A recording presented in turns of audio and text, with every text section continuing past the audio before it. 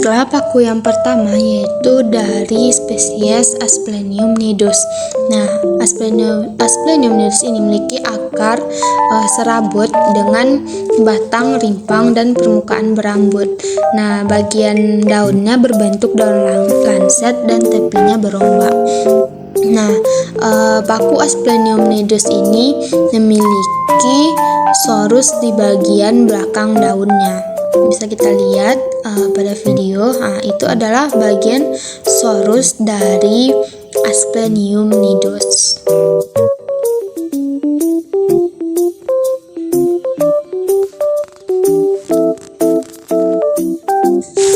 Selanjutnya yaitu paku Lycopodium, atau paku kawat. Nah, paku ini mempunyai strobilus pada ujung-ujung daunnya.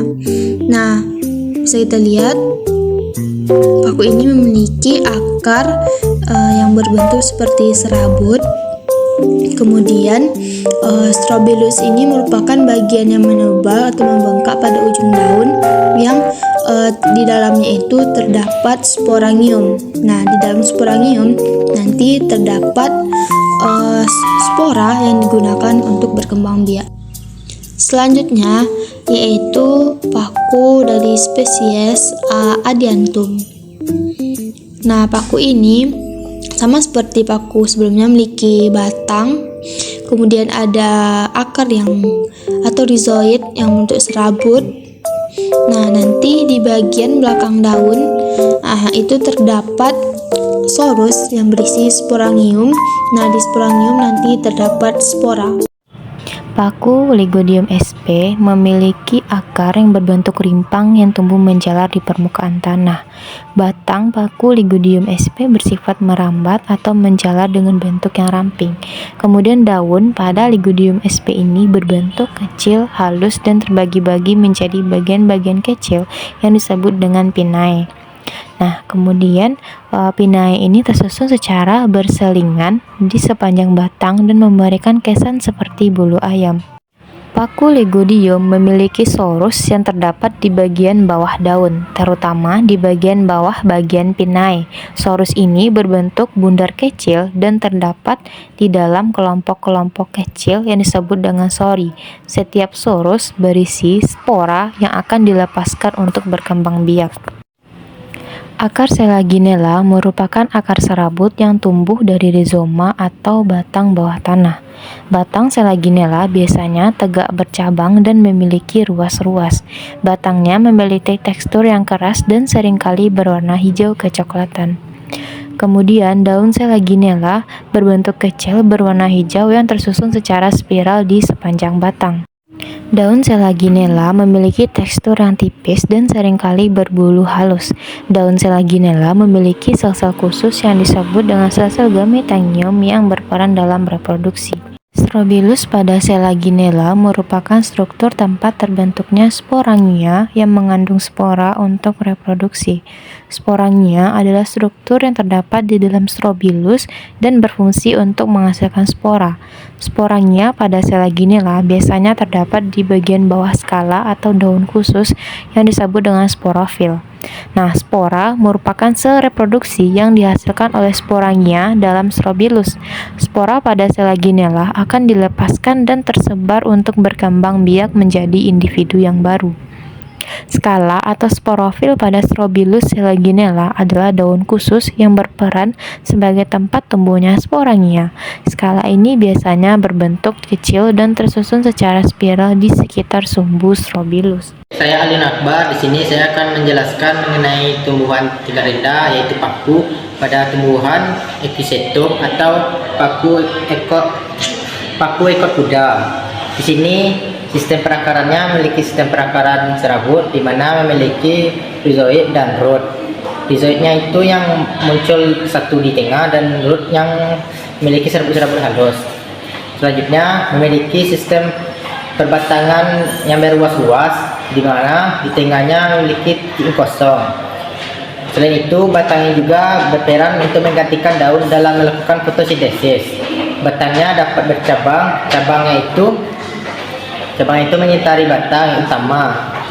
Pada batang itu terdapat ruas itu, di mana ruas itu disebut dengan nodus dan di tengah-tengah itu disebut dengan internodus.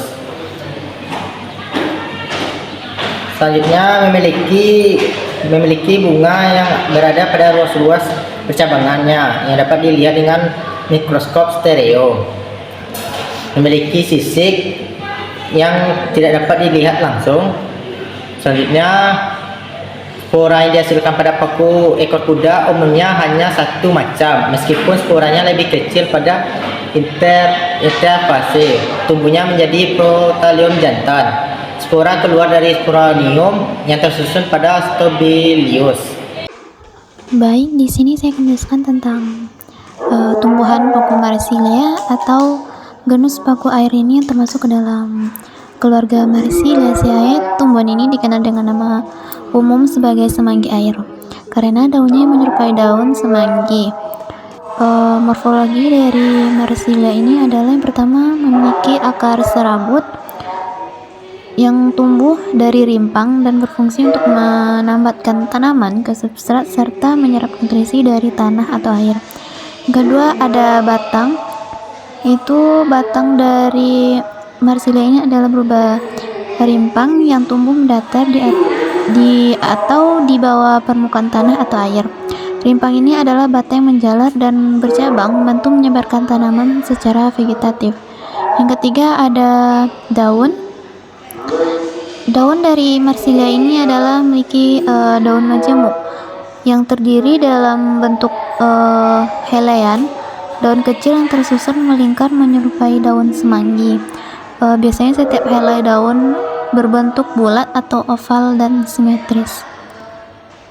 Sporangium dari Marsilea ini yaitu menghasilkan spora dalam struktur khusus yang disebut sporokarp.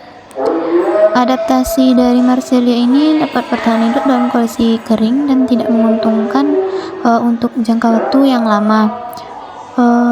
Adaptasi dari Marsilea ini itu mengapung dan tumbuh di darat.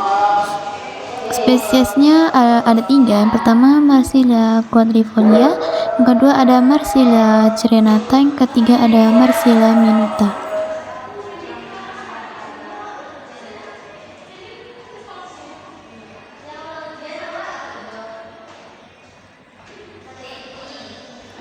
Selanjutnya yaitu perbedaan morfologi dari Salvinia azolla. Yang pertama yaitu pada akarnya. Di Salvinia, akar dari Salvinia ini tidak memiliki akar sejati. Yang kedua yaitu mengembangkan struktur seperti akar yang disebut dengan rhizoid untuk menyerap nutrisi dan menambatkan tanaman. Kalau pada azolla memiliki akar adventif yang tumbuh dari batang dan menggantung di air. Akar-akar ini berfungsi untuk menyerap nutrisi dari air. Yang kedua perbedaannya yaitu ada pada batang. Pada Salvinia, batang pendek dan merayap di permukaan air, terdiri dari ruas-ruas pendek di mana daun dan rhizoid muncul. Yang kedua ada azolla, batang bercabang dan tumbuh horizontal di permukaan air, membentuk struktur yang lebih kompleks dibandingkan dengan batang Salvinia. Yang ketiga ada pada daunnya.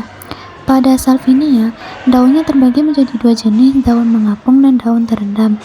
Daun mengapung biasanya berbentuk oval atau bulat dengan trikoma atau rambut halus yang membantu tanaman tersebut mengapung. Selanjutnya ada daun terendam membentuk seperti akar dan berfungsi untuk penyerapan nutrisi. Pada azolla, daunnya yaitu majemuk kecil dengan pasangan daun yang tersusun seperti sisik. Setiap daun terdiri dari 2 lobus, lobus atas yang mengapung dan lobus bawah yang terendam. Lobus bawah daun berasosiasi dengan Cyanobacteria anabaina azollae untuk memperbaiki nitrogen. Selanjutnya yaitu perbedaannya ada pada reproduksi. Pada Salvinia yaitu menghasilkan sporangium dalam bentuk sporakarp yang terletak di bawah daun mengapung.